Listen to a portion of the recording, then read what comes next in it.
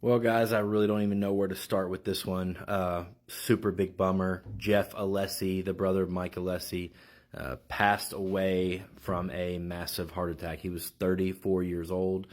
Obviously, the time period I grew up racing, the Alessi brothers were it, man. They were looked up to them. They were the next big thing. And obviously, Mike came up and had more success in the pro ranks than Jeff, but Jeff still had such a fantastic career.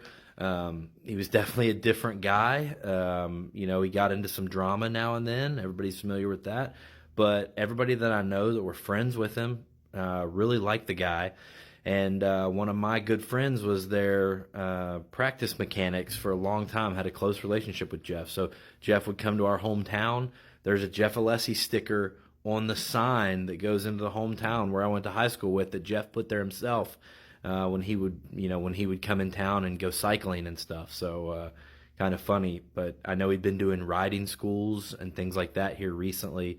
Not sure what happened, not sure if there was any kind of other underlying condition, but this is a huge loss. The Alessi family has definitely had a huge impact on our sport, and they still are. So rest in peace to Jeff Alessi.